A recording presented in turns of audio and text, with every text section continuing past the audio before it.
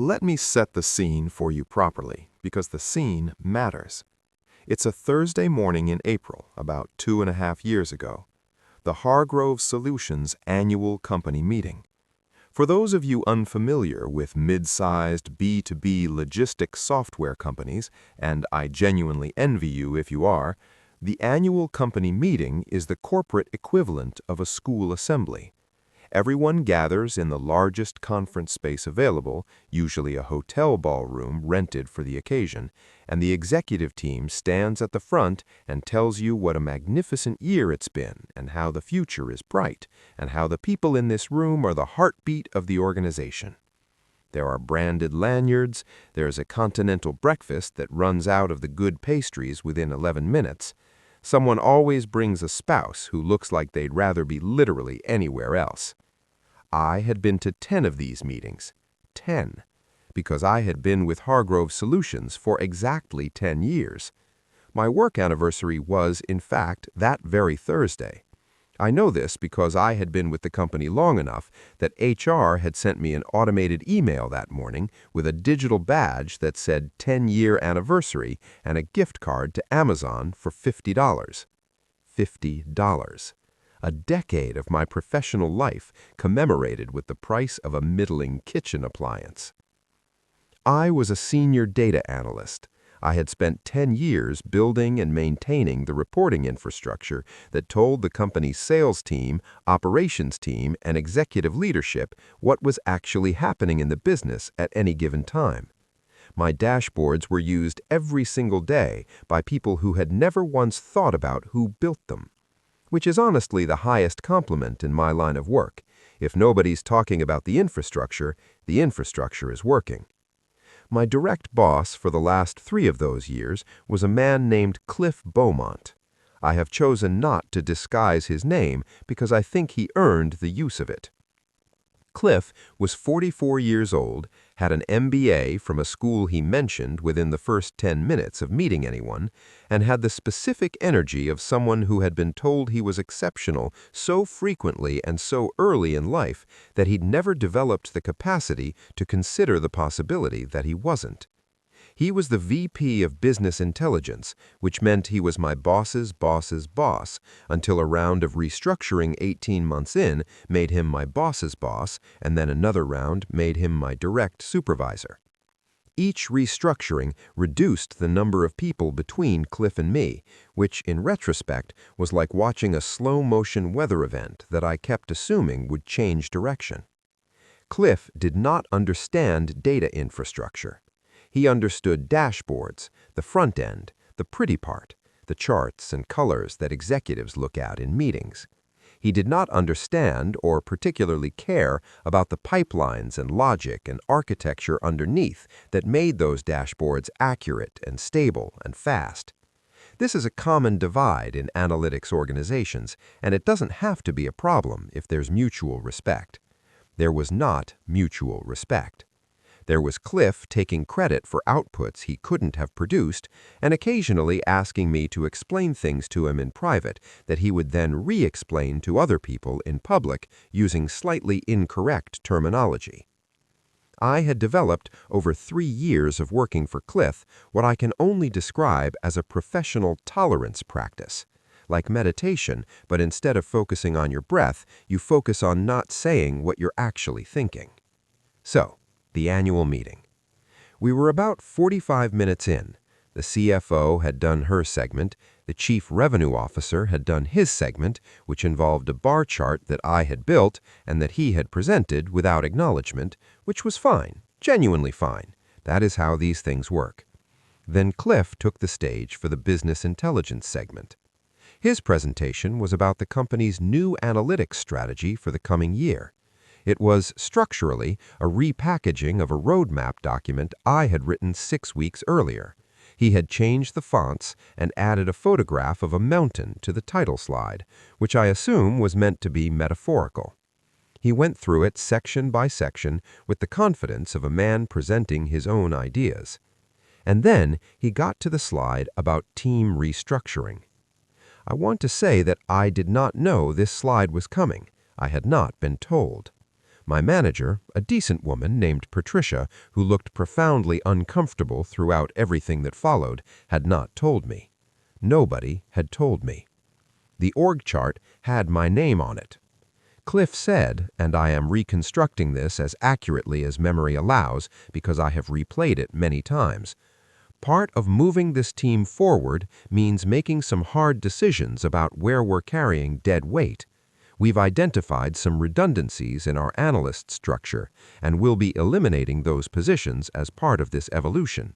Sometimes the kindest thing you can do is help people find somewhere they're a better fit. He did not say my name. I didn't have to.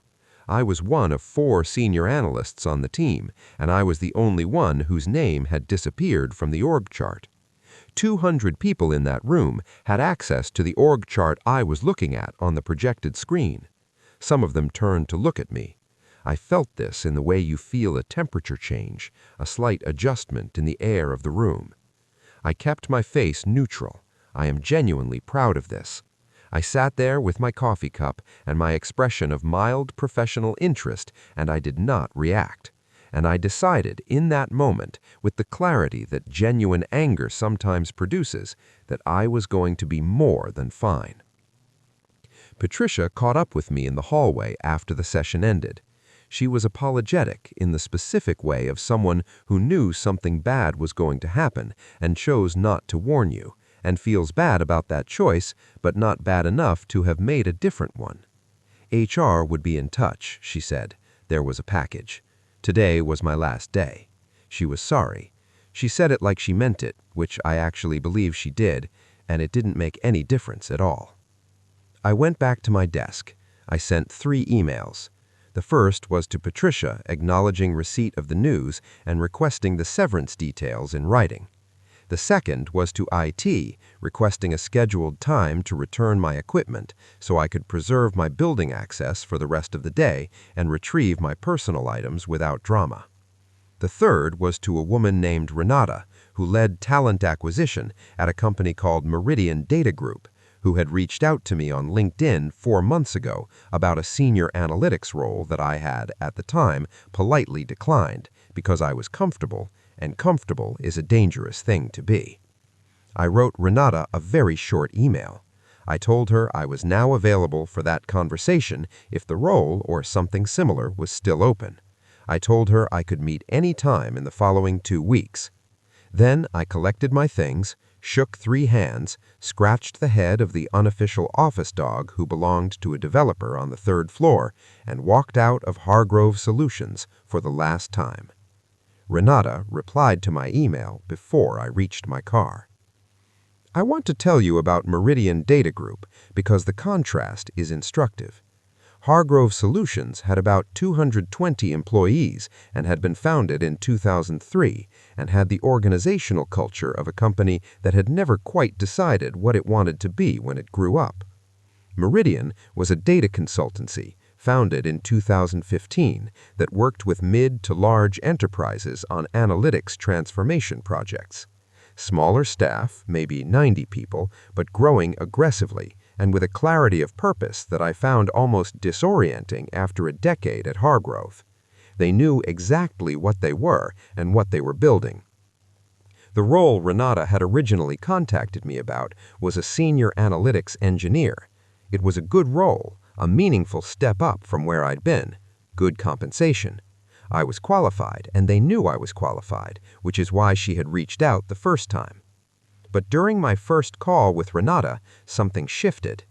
She told me that in the months since she'd last contacted me, the company had evolved its thinking about the role. They were now considering whether they needed not just a strong individual contributor, but someone who could lead a team. They were thinking about building a dedicated analytics infrastructure practice. They were thinking about a director-level position.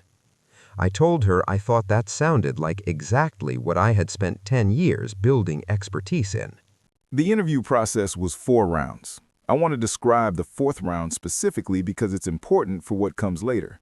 The 4th round was with Meridian's CEO and co-founder, a woman named Dr. Sylvia Park, who had the interviewing style of someone who already knew what they thought about you and was listening for the one thing that would either confirm or revise it.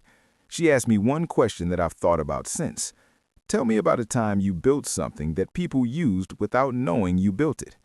I talked for 11 minutes.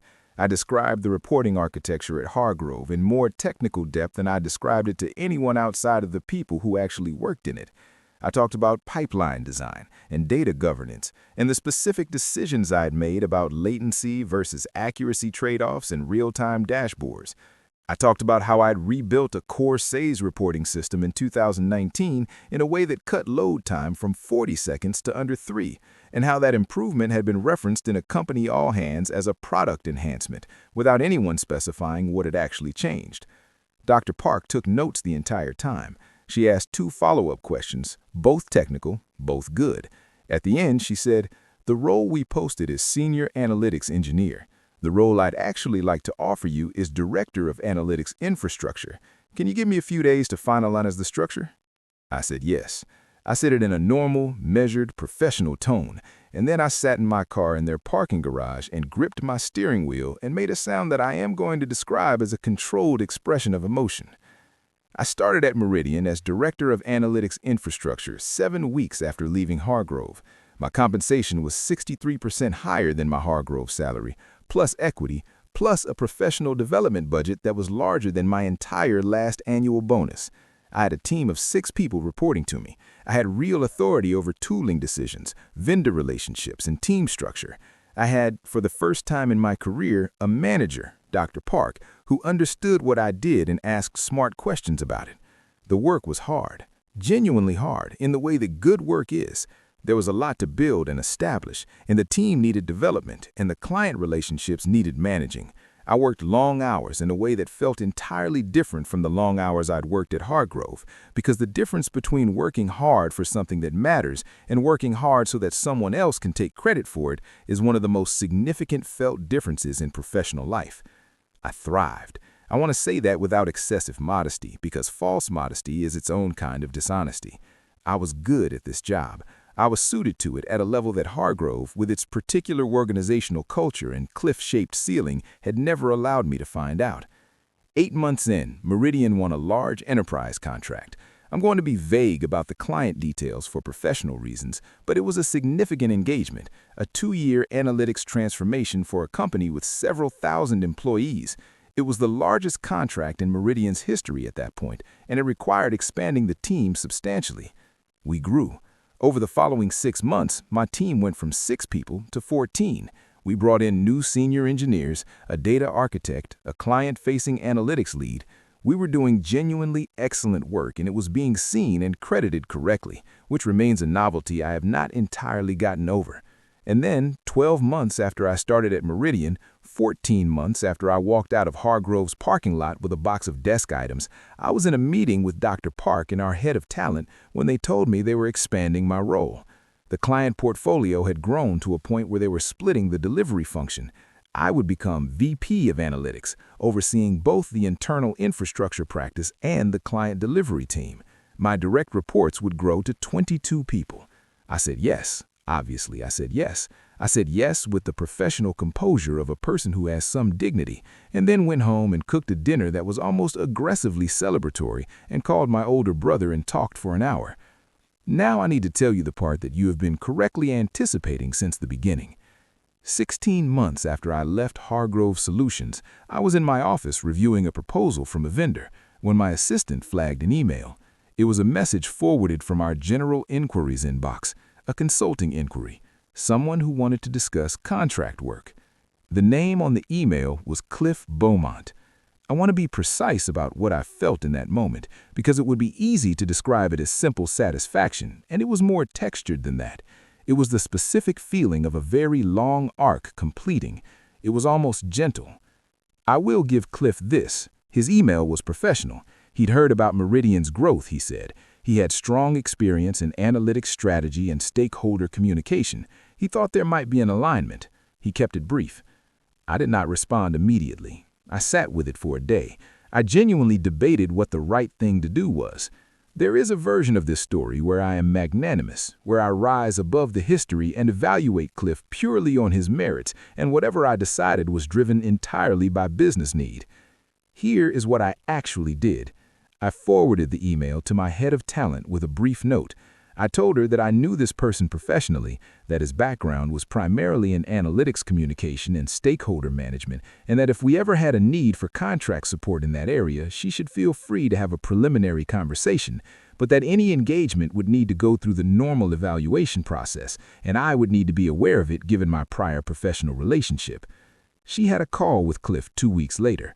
She came to me afterward and said the conversation was fine. He had relevant experience, he interviewed reasonably well, but his technical depth was limited, and she wasn't sure he was the right fit for what we actually needed. I told her I deferred to her judgment. The contract did not go forward. I am aware that this is not the version where I call him into my office and slide a piece of paper across the desk in a mirror of that boardroom humiliation.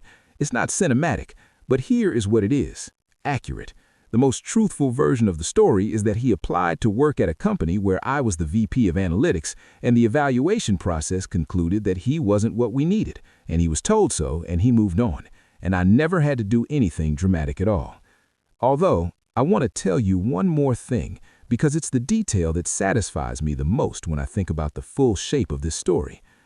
16 months after I left Hargrove Solutions, I was in my office reviewing a proposal from a vendor, when I read in the trade press, a small item, a paragraph in a logistics industry newsletter, that Hargrove Solutions had lost their largest client.